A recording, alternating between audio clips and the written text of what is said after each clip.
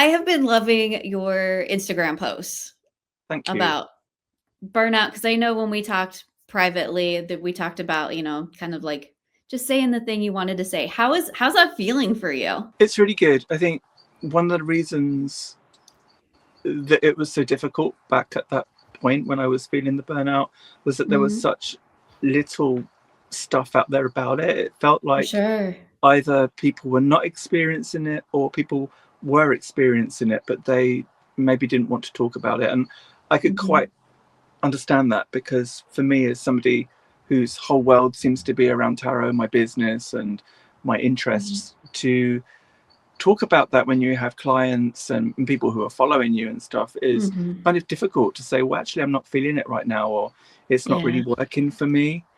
But what I realize now was actually that should have been the conversation I was having. A lot of people feel it, and it's not just content creators either, although we have a public face for it, right? Mm, But I talk about it a lot in like my membership and stuff, and like people feel it in all kinds of different ways. But it isn't something we talk about, especially on social media, because we've got this, aesthetic slice of life that we're seeing. And that is, you are yeah, not seeing all the stuff that happens, the messy behind the pretty yeah. post or the reel or It's whatever. very much a statement about, I think, how we are today with social media, that we only show all Mhm. of these perfect glimpses Mhm. of our life and our practice. And going back to that point, I think yours and Lisa's video was the only one that I found. I think I found one Mhm. other blog post, which was from somebody some years before, but I didn't find anything else about it. There was nothing on the hashtag. So I'm glad now that I'm bringing these things up, because it seems that people are relating to it. Yeah. Are you getting a lot of feedback of kind of the, people being in the same boat or having been there as well? Yeah, and I think it goes into two different camps really. You've got the people who experience it, and because tarot isn't their sole income, or they are Mhm. not reading professionally, that's okay, because they step away for a little bit.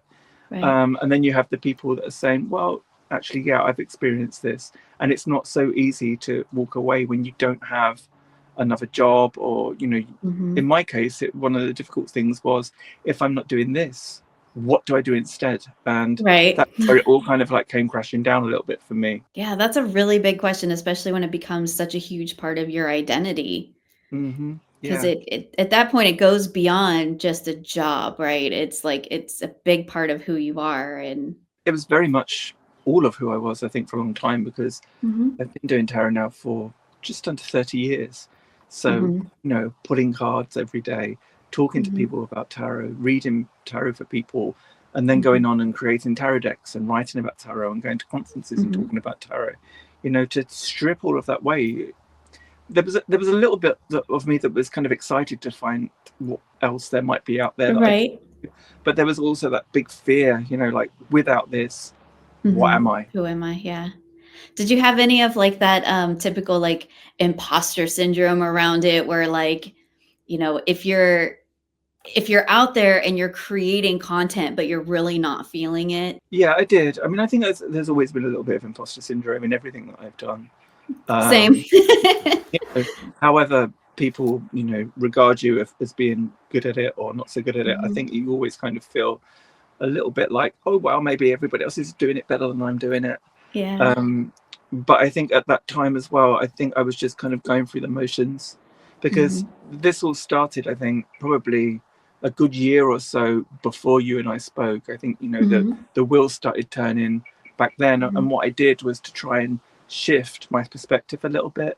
So I Mhm. thought, oh, the Marseille is calling me. If normal tarot is not hitting me in the way that it should, maybe I'll do Mhm. something completely different. And I think for a while that worked. I started writing Mhm. a book about it, and I spoke about it at a conference in the north of England. And I thought, maybe this would be the thing that I do. But Mhm. then after a while, those same feelings started coming back, and it was like, well, what do I do now? So, Mhm. well, I sold 200 decks for a start. Mhm. Um, and I dismantled my tarot cabinet and put all of my decks in the loft that was left. And Mhm. but yeah, there was just this big space, and I think what I realize now is I should have just tried to enjoy the space a little bit more. I kind of really hurried to fill it up with something. I thought, maybe crystals is my thing. Maybe I'll get into crystals, and then, well, I wasn't really that interested in crystals. I had an interest, but not to the extent that I did with tarot. It's going to become my new thing. And I realized that the best thing to do in that situation is just to let it happen. Yeah. And eventually let it find you again. Is this your first big tarot burnout, or do you think you've had it before and just didn't maybe connect it? I think this is probably the biggest major one. I mean, when I was younger and when I first started out with tarot, I wasn't reading professionally. I'd read for friends. But at that time I was at university, or I was doing something else. So I always had something kind of to balance it out. It wasn't my entire world. So there would be times when I wouldn't pull cards for weeks or days back then in the, I don't know, late 90s, early 2000s. But then when it became my whole life, I don't think I really suffered any big burnout, because I guess the work was kind of varied for a while, because I was creating illustrations, or I was writing about it. So there were kind of different aspects to what I did. Right. But then I think you can just get to that point where you just have too much tarot. It's just tarot. Yeah. Everything you're talking to is tarot related, or the magazine as well. That was another thing. I think I just did too much. I totally get that. I mean, that's like part of the reason why Lisa and I started gaming, because it's not tarot. Now, granted, we did end up pulling some tarot in here and there, but mostly, it's not tarot. And we have, interests and things that exist outside of that. We have a friendship that exists outside of that. And so it was really important to, particularly, for her and I both being huge content creators in terms of what we produce, the sheer amount that we produce, we were like, we need a break. We need something else to do. And I think that's really important. I don't know that anything should 100% be anybody's whole world. No, I don't think so either. I think, on top of that, we have social media as well, which is just another great big thing that we feed. And if you're doing social media for tarot, then, you feel almost obligated to be up there giving stuff all the time, which is another thing that I kind of realized, that I am posting quite a bit at the moment, but I'm posting because I'm enjoying it. But when I'm not enjoying it, then it's kind of the best thing to do is just take a bit of a step back and let that happen and take some time to... That was, I think, the best thing. I was on the verge of deleting my Instagram account I don't know, a year or two ago, because I felt like I was just going through the motions with it. I wasn't posting anything that mattered, anything that, it was just it was pretty pictures. That was it. But there was no substance behind them.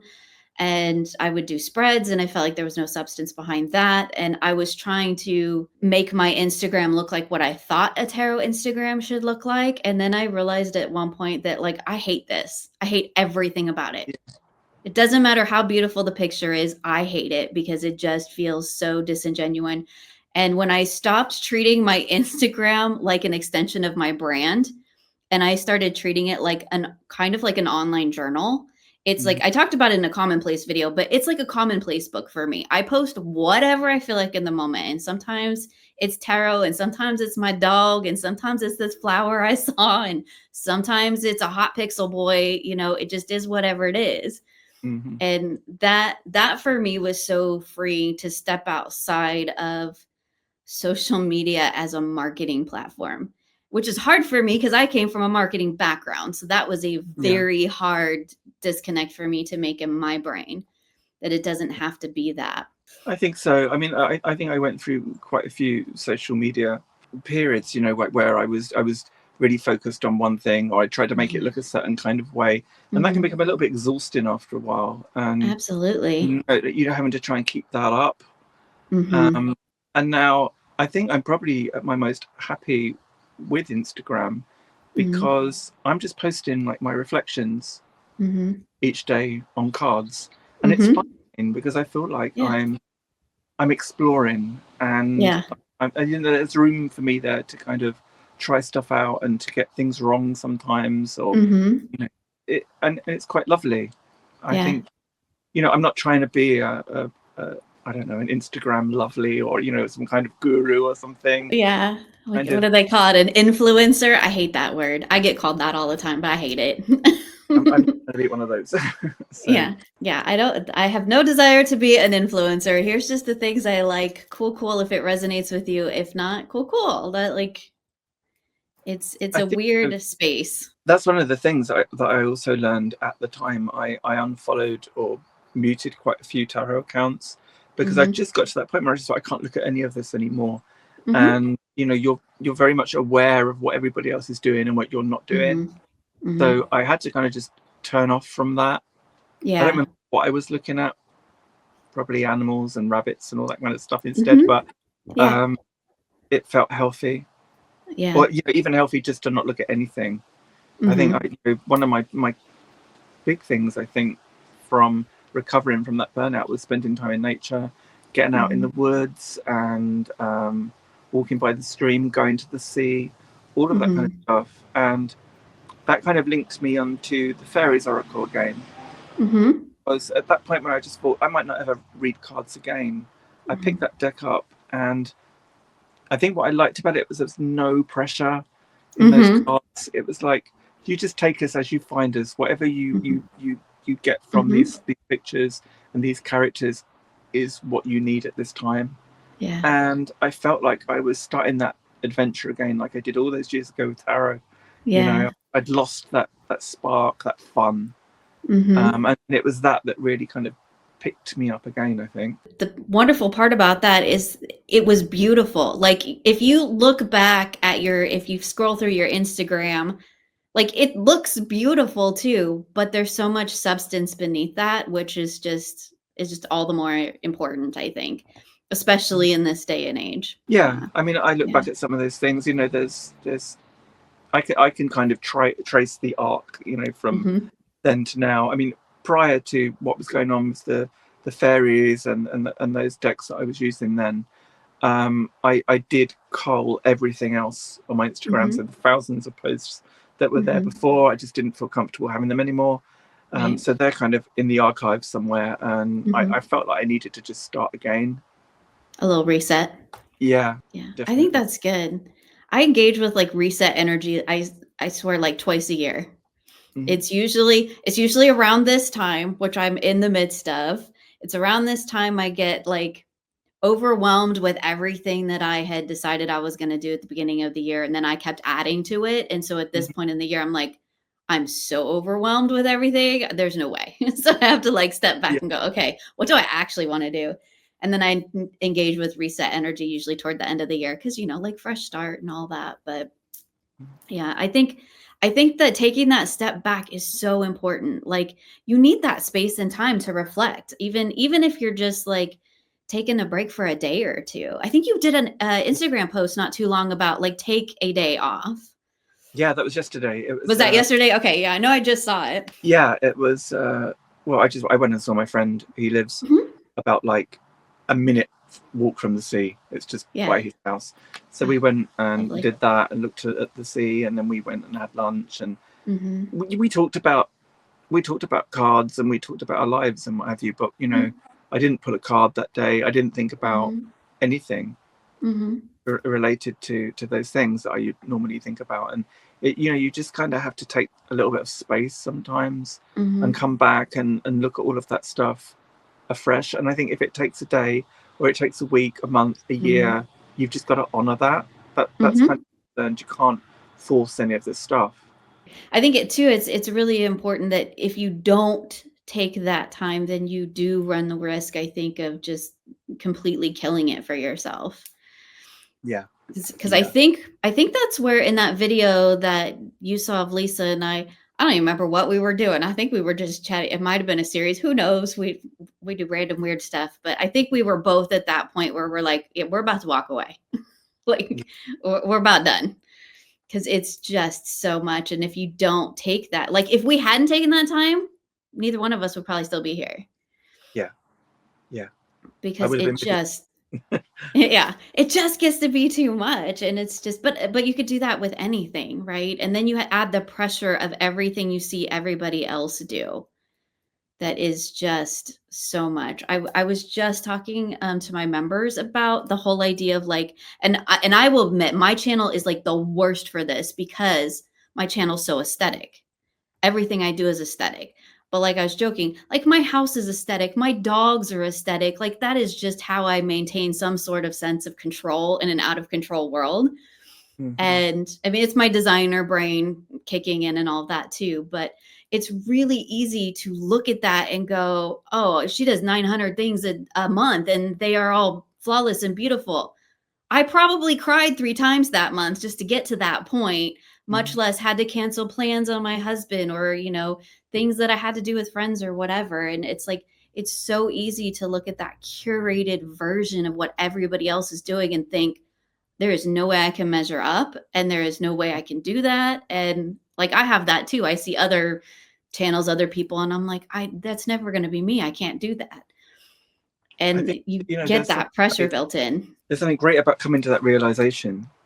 You know, I mean, a lot of people were saying to me, oh, you know, you really need to be doing reels now, and you need to be doing this, you need to be doing that. And I had a go, and I just, afterwards, I think it was the same feeling that you had where you looked at it and just thought, there's no soul in this. I don't even know why I'm doing this. You know, it seems pointless. So, as I say now, I just kind of post what I want to post when I want to post it. Yeah, which I think is as it should be. Like, I think that's, I mean, originally what the whole idea of social media is to connect us with each other, right? I mean, I know it's full of like slop now and ads and all kinds of stuff, but the original intention was to connect people. And like, here we are on opposite sides of the world, basically, you know, having met over social media essentially and talking about, you know, these important issues.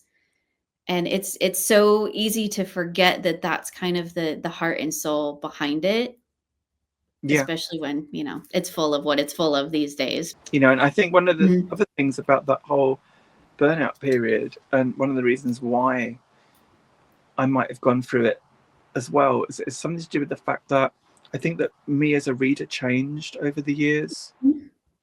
And I started looking at what I was doing, and I think one of the reasons I wasn't feeling it was because I'd changed as a person. So I stopped kind of wanting to do a lot of the predictive reading that I was doing. The kind of readings that I was doing for clients didn't really feel right for me anymore. So what I'm doing now is I'm more looking at cards in a way that can be reflective and that you can empower yourself, or trying to look at them from a completely different way, you know, kind of going in a bit of back door and looking at them, and I enjoy that. And it's less about kind of what a card is telling us about the future, but more about what we can do in the present to inform our future. So I think there was that really big shift in how I read them and used them as well that needed to happen.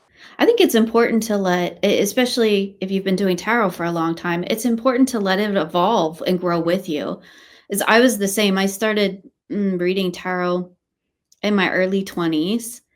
And, you know, what I did then and what my tarot practice, like, it was not a practice, but the things that I did with it are completely different than how I engage with it now. And like, if I hadn't, that wouldn't even work for me now. If I was trying to read tarot, you know, at over 40 here and then trying to read it like a 20-year-old, that would never work for me either.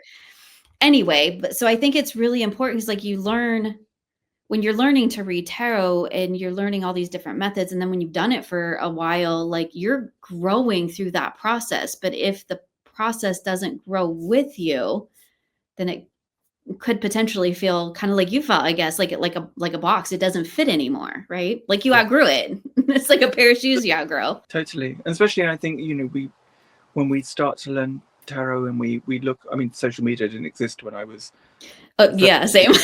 tarot.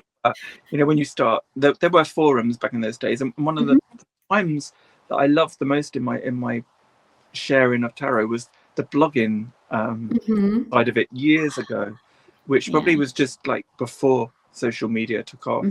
And I think that's probably something that I'm actually going back to. You know, the posts that I'm putting up now are very much like the blog posts that I used to write all that time back. But yeah, I think we kind of we see other people doing it, and you kind of Mm-hmm. feel, well, this is how it's supposed to be done. So you kind of almost try to not Mm-hmm. emulate what everybody else is doing, but you kind of follow that lead. And I think, Mm-hmm. especially on social media, I think people feel that they should always be popping up on videos, giving people Mm-hmm. collective readings and all that kind of stuff. And that just hasn't felt right for me for a while. And Mm-hmm. I've kind of just given my permission to say, I'm going to do it a different way. Same. I don't, well, I've never done the breeding professionally. I've always said it's not my thing. I'm not good at it. Like it's just not my thing. I think that is a certain talent that I do not possess and I'm okay with that. And so when I came into this whole community, that was a challenge for me because that is what it was. That's what I was seeing and I'm like, but I can't do that. But I still love tarot and I still use tarot. So, okay, here's this weird thing I do with it. And let me just show you. And like, I read weird and I don't read proper tarot because I wasn't taught that way. And now I read with, 20 plus years of layering in there. And I cut up my cards and I do crazy journals and, all of that stuff that when I first came into the community, I didn't really see anybody else doing. And I went, uh-oh, this is not going to be good. Yes. These people are going to hate me because I don't, what I was seeing didn't reflect me. And it turns out it actually doesn't reflect a lot of people because most people don't read professionally. Most people read for themselves. But I think And so there's this that expectation sometimes that if you're not doing these absolutely. things, that you're not kind of, hitting the landmarks in tarot. Yeah. You go from this and then you go to that and then you go to something else. Yeah. I mean, like some of my favorite like content creators are not professional tarot people. They are just people just hanging out with their cards and doing their journals or whatever. And I got this deck and isn't this cool? And like that's kind of my favorite most of the time because Mm. it feels more like a community. And I mean, I love the professionals, like as we all know, like so my best friends are professional tarot readers. And there's that knowledge there that I think is really, really important. And I think it's really great to have both sides of that reflected. But when I first came into this community, there wasn't a ton of it. And I was like, so looking at other people's, you know, channels and social medias, I'm like, oh, I'm in trouble. This isn't going to work. Mm. But it turns out that like there's a lot of people that they're doing it their own way, and I think that that's really, really cool. And one of the actual benefits of social media is being able to see people do it in their own way. It's another burnout is one conversation that Mm-hmm. maybe people haven't been having, and I think the other conversation is maybe it's okay to do what the hell you like with it. At the end of the Mm-hmm. day, they're your cards. If you want to cut them, write on them, read Yep. them upside down, whatever you want to do, it's up to you. Mm-hmm. And there Yeah. shouldn't really be any rules. I mean, I think I spent a lot of time feeling that maybe there should be, because that was kind of Mm-hmm. how I'd grown up and the things that I'd read. Mm-hmm. That, you should start in this kind of way and you Mm-hmm. should be using these kind of meanings. But now, I Mm-hmm. mean, I'm in my 50s now. I just kind of, I'm real relaxed. I don't care so much. And Yeah. I gave an oracle class locally not that long ago, and Mm-hmm. people brought along their own oracle decks, and we just spent like 6 hours just doing what the hell we like with them, and people come up That's with some of the awesome. nicest, Mm-hmm. really warming and illuminating readings, and some of them Mm-hmm. had never even picked one up before. Oh, that's And it's amazing. lovely to kind of facilitate that, Mm-hmm. Yeah, it's creating that space for that exploration, I think is really important. Um, I was not taught to read tarot properly at all because I was taught through this like sort of family lineage thing, not mine, but a friend of mine's. And it turns out it's a little bit of an RWS, little bit of a Thoth blend that they just kind of put together and then their own thing into it, which is fine. And that is primarily how I read tarot. But when I started studying tarot, I went, I don't know nothing because all of this has very specific rules. And I work, I guess, with the cards more intuitively. Well, it meant this yesterday, but today it means this because this is where I'm at today. But there's so much creativity that you can layer in through that when you kind of step outside of that. And I think we're finally starting to see it in books too, and in the offerings, the different decks coming out. loving the publishers picking up the indie decks and making them more available, because a lot of them kind of step outside that tradition and that sort of locked in idea of what the tarot is and what it means. And I very much think it means whatever it needs to mean for people in the moment. That's kind of how I approach it. Yeah, Like, that's kind of very much how I feel about it now. yeah. And I think it's nice to have that backbone of meanings. Mhm. I think, whatever you're using, if you're using a Rider-Waite-Smith deck, and I think it's important to understand why a picture looks like it does. But Mhm. then I think, on the other hand, it's like, I don't drive, but people always Mhm. used to say to me, when you're learning to drive, you learn to drive in a certain way, but once you've passed your test, then you really learn to drive your own way. And Right. that applies to tarot as well, in the sense that Yeah. kind of learn what the different cards Yeah. are built from, but then Mhm. kind of go your own way with it. I mean, Yeah. recently I saw the Hierophant as a gay marriage card, Uh-huh. and I never even looked at it in that way, and the traditional meaning probably suggests something completely different, Mhm. even the opposite of that. But now when I look at it, I just think, wow, I just cracked something open there for me, and that's Yeah.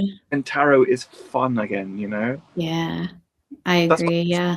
I like to I kind of think of it like a learning the basic structure, what was inherently or universally understood, is a little bit like learning an alphabet.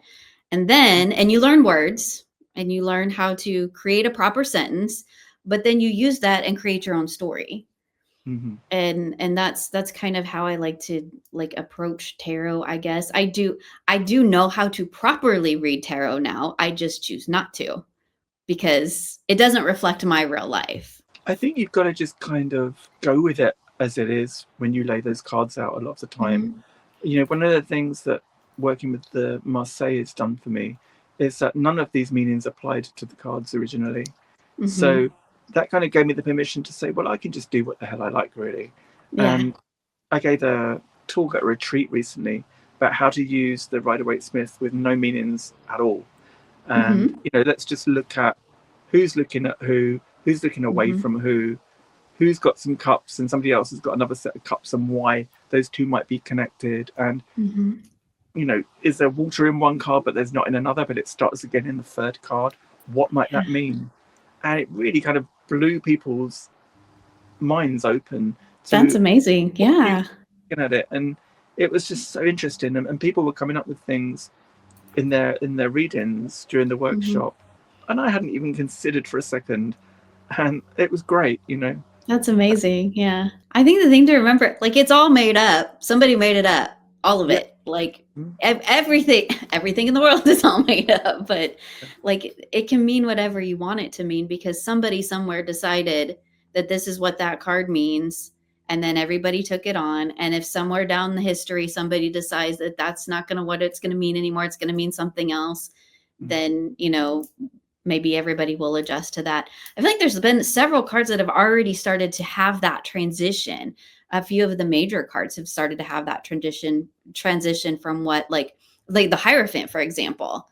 I mean, how a lot of people approached the Hierophant, say 20 years ago when I was, before the grand explosion of social media and all of this, which is amazing for all these different ideas. But that was a very rigid card and it meant a very specific thing. And just like you were talking about seeing the Hierophant, as a representation of gay marriage. I mean, look how far that has come and evolved for us to even Yeah, be having a conversation about the Hierophant could possibly mean that. I think as well. It's there's so many double standards about as well, because on one Mhm. hand you have people saying, oh, let's get like a load of paper clips and chuck them on the floor, and we can read these. We can do whatever we like with them, but you Mhm. can't read Rider-Waite-Smith without the traditional meanings. So you can pick up any deck of cards. You can pick up Uh-huh. a children's game, and you can Mhm. read it. But we have these kind of ideas that if you don't read the tarot in all the same kind of way, if we don't all Mhm. read it the same kind of way, then somehow we're doing something wrong. Mhm. And I don't agree with that. Me either. Because I will die on the Three of Swords hill. That's just a hill I'm going to die on. Where's the fun? Where's the fun in it anymore? It's your in Yeah. you know, where's the individuality as well? Because if Yeah. we're reading things exactly the same way, I think this is one of the reasons why I got bored initially, because I felt that when I was doing readings of people, of course I was using my intuition. I do have other kinds of skills when I'm reading, Right. but you know, I'm putting the Three of Swords and it's in the past, and I'm saying it looks to me like you've had some kind of separation or heartache in your past. You know, it shifts to the future. It looks like something's coming up, and after a while I just felt I'm just regurgitating the same stuff in different Yeah. positions, and this isn't fun, and I'm not using the best of myself when I'm reading, which is one of the reasons why I jumped over to the Marseille, because it just allowed me to have that bit more freedom. Now I'm back with the Rider-Waite-Smith again. I think that time away with the Marseille and with the fairies has allowed me to look at those cards in so much more of a freer way. You know, I don't have them in The box. boundaries around them anymore. You know, I'm just kind of, you say what you got to say today, you know, and sometimes it will kick off from an original meaning, but sometimes it might have nothing to do with it at all, you know, and that's okay. I think that's part of what makes it so amazing. The fact that it can, like, if you allow it, it can absolutely reflect nuances in the moment. Yeah. Versus being this sort of, overarching broad thing of, well, you had some heartache in the past and you've got some challenges in the future. Great.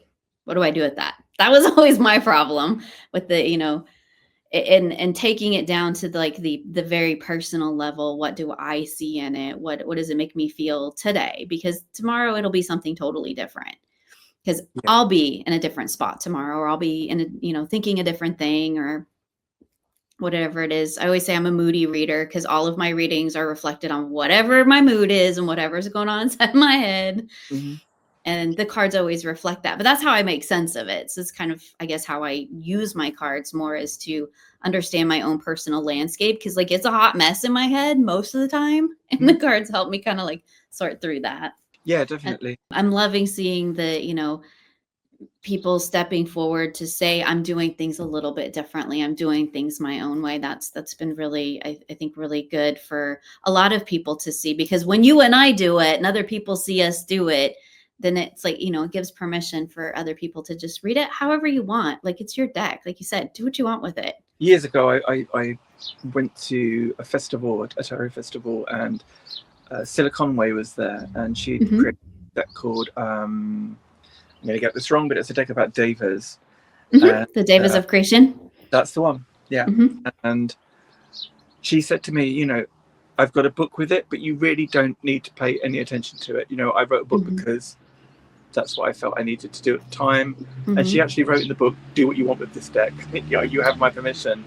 And that was so liberating for me, because I could look at it, and I didn't really need to even look at the book. I could just go completely on how I felt about the colors, the images. I looked at some of the pictures and I could see things in it maybe that were never intended to be there, but that was okay.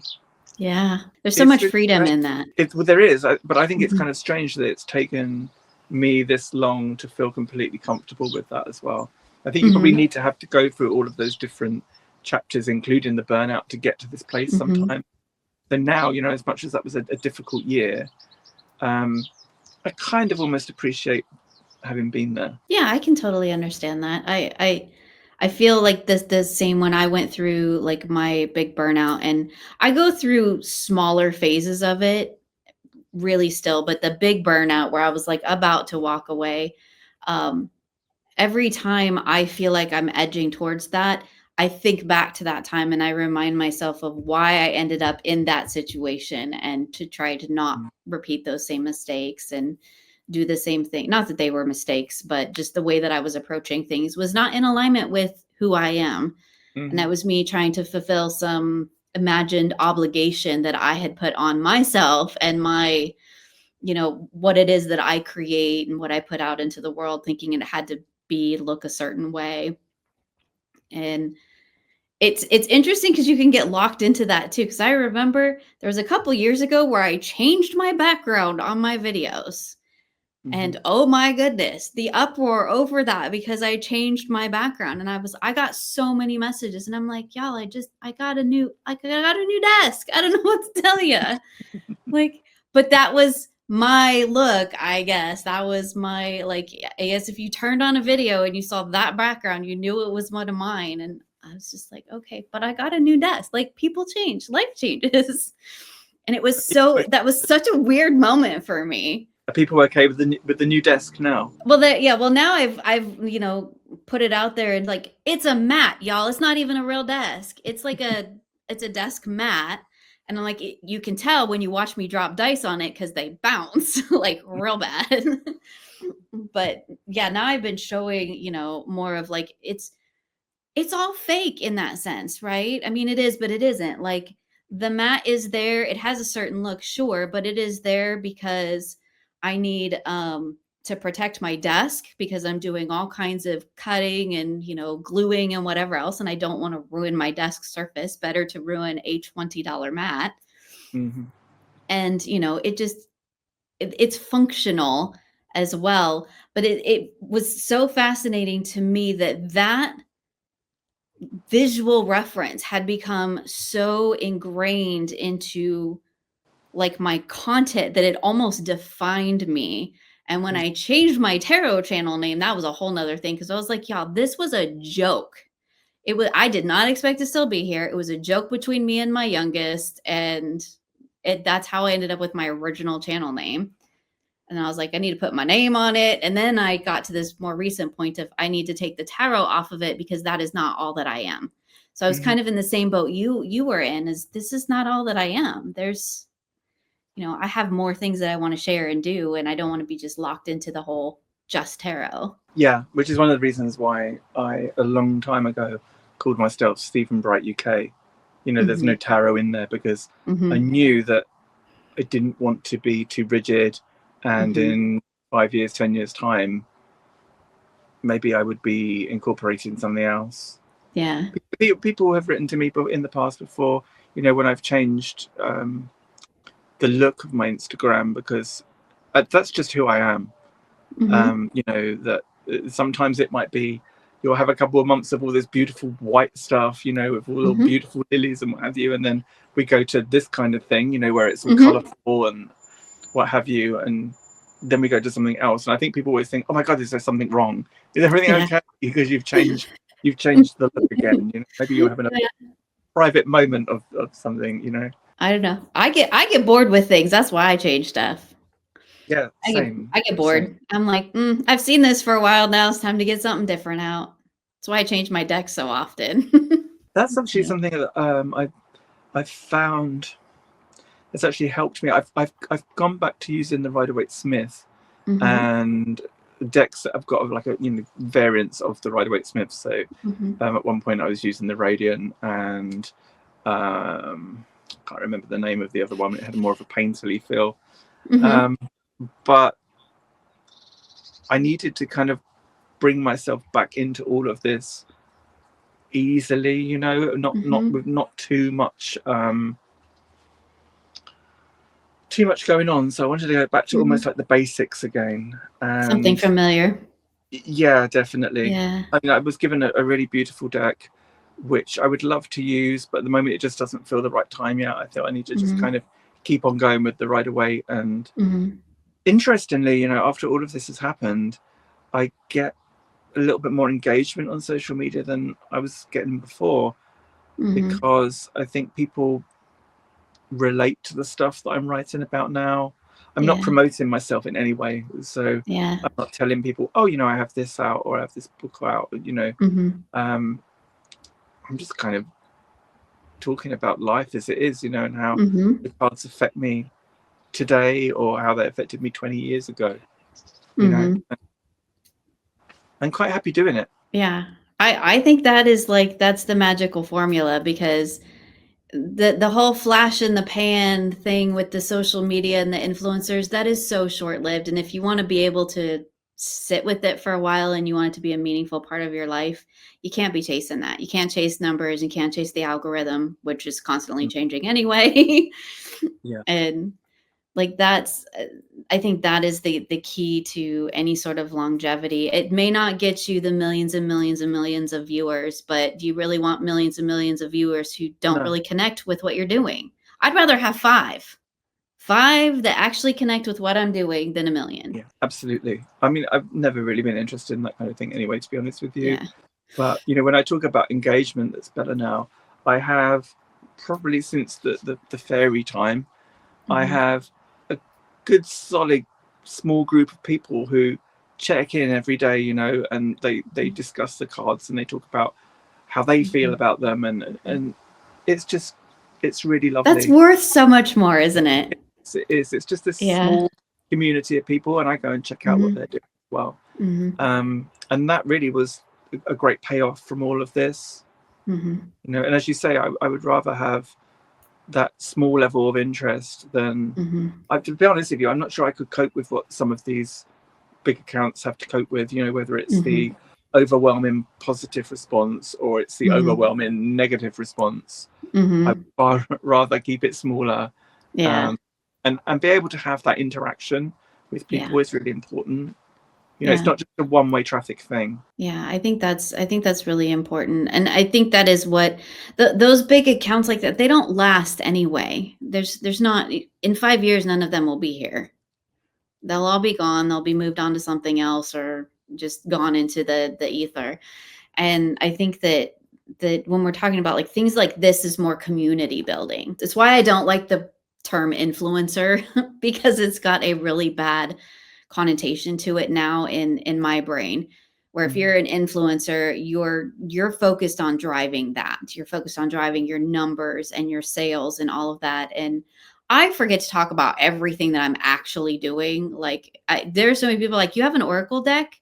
Oh yeah, I forgot to mention I have an Oracle deck. Like it's over out there somewhere because in my mind, I made it, I did it, it's done, we're moving on. Like I don't need to talk about it. Yeah, I can relate to this.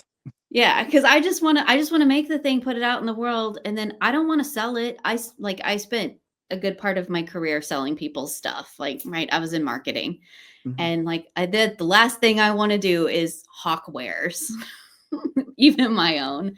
So I'm like, that's never been the focus for any of my social media for me. So it was really weird when I first came into the scene and you know, the social media scene in terms of tarot, to see a lot of that in the beginning. You know, just here's my tarot deck I made, here's my book I wrote, but okay, that's cool, like great, but what else you doing? Like what is, you know, did you take a walk today? Did you, like, you know, pet a dog? I don't know. Did you read cards? Like those are the things I want to know because that's more personable. Yeah.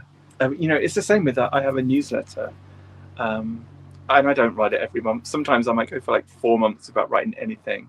I have subscribed to newsletters, but I hate newsletters. I'll be honest with you, I hate newsletters. I find them so dull, and they usually come in. I delete them before I've even looked at them. And people have said to me in the past, you know, have a newsletter is a great way of building up your community. It's a great way of people coming along and seeing your stuff.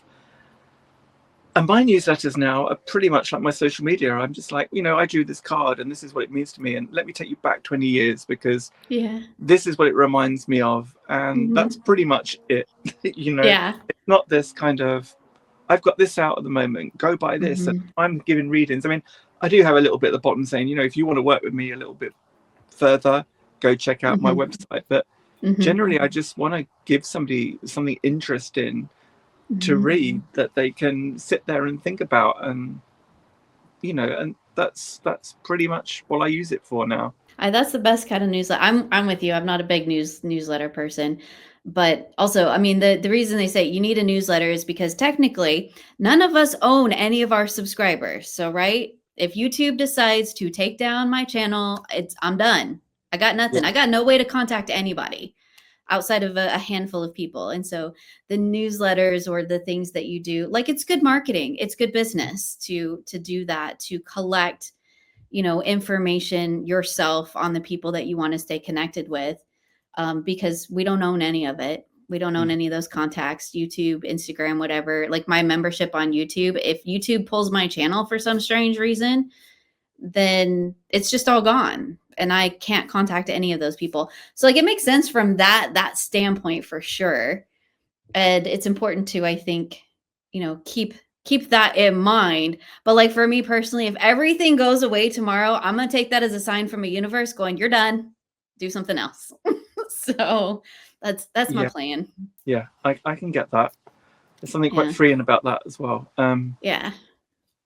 But yeah, I mean, I think it's likely that you approach a lot of these things in the same way I do. That you know that your social media posts, your you know, if you write a newsletter, the photography, it all comes from a creative place. You know, it's about expressing yourself creatively. So when I'm writing a newsletter, I'm very into, you know, being able to share with people how I feel.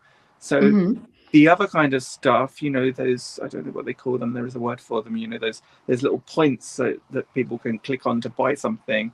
Those parts of me almost feel a little bit inauthentic personally, because that's not ever really what drives me to share.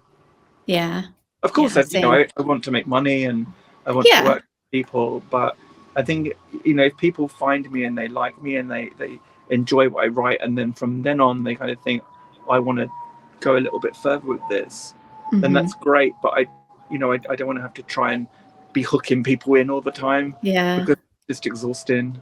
It is exhausting. And I don't know how to do that. So I got no excuses, because I know exactly what I'm supposed to be doing and I refuse to do any of it. It's like I don't know that I've ever really said outside of jokingly to like and subscribe on my channel, because I absolutely refuse, because I've had to push that on so many clients in the past, and it to me now feels so inauthentic. Not discounting anybody else who does it, but if that comes out of my mouth, it is not coming from an authentic place. It is coming from training, because I think I have to, because that's what you're supposed to do when you know, make a video or whatever. You know, like and subscribe and follow along if you want to. Nope. If you want my shit, you know where to find me.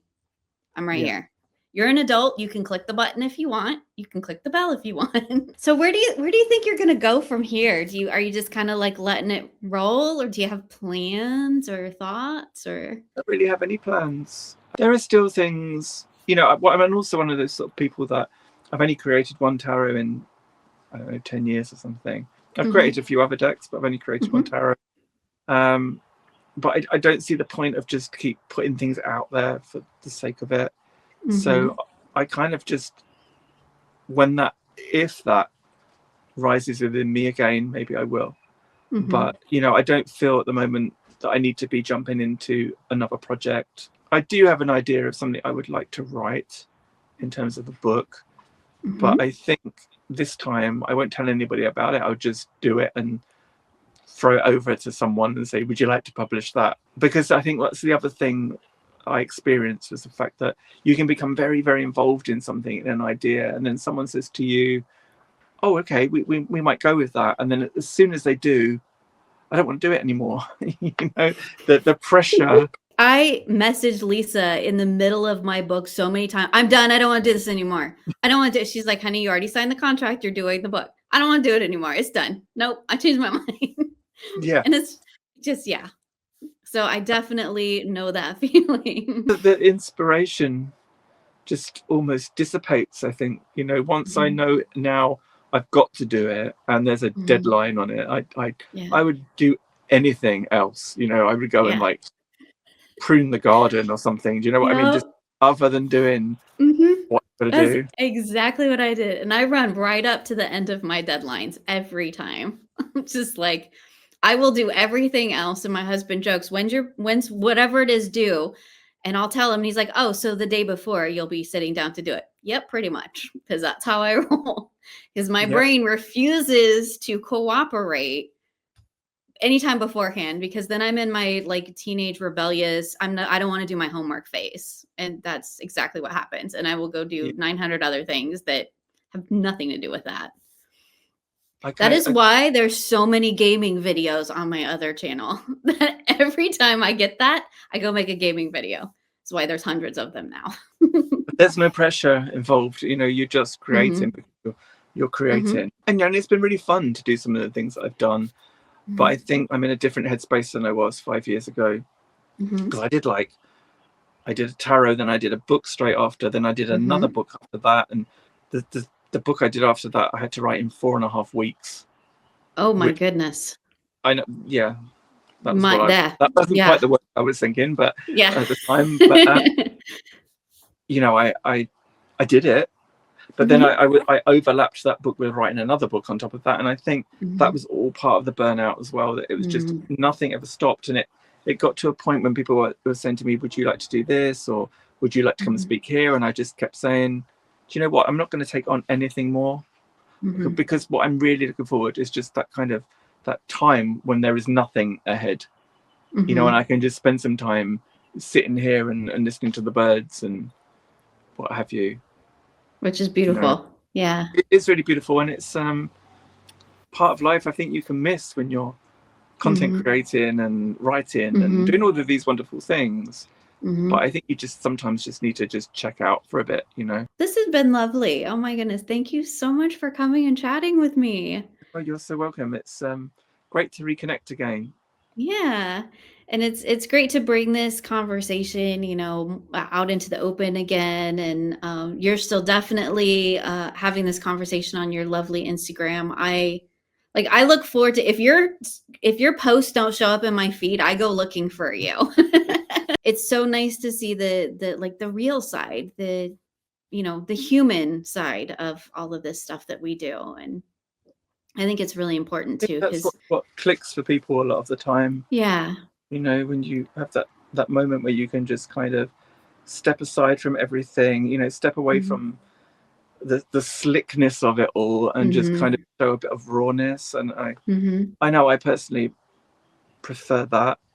Same. I Yeah. wonder, you know, I wonder if in time that social media will kind of flip on itself a little bit, and all of that perfect stuff will no longer be as interesting to people. I hope so. There's no substance in it whatsoever. I mean, I love beautiful photos. Don't get me wrong. I love the aesthetic thing, but there needs to be substance behind it. Otherwise, it's just an empty, pretty picture. Totally that. I totally get that. Probably why I always liked blogging, because a lot of the time you got a lot of people's thoughts and feelings, and that's so much more interesting than like just some, I don't know, random picture or whatever. People always say to me, "Oh, your posts are really long. It's a lot to read." But you know, one of the reasons I never joined whatever the new platform was that opened up recently is because I couldn't write long posts.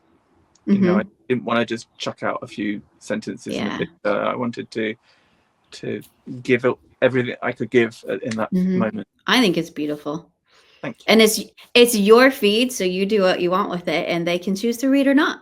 Absolutely. Because that's the beauty of it. We're all adults here, and like there's plenty of content creators out there. I say if you don't like my stuff, that's cool, man. There's somewhere else. If somebody else will have something you like. I am totally good with that.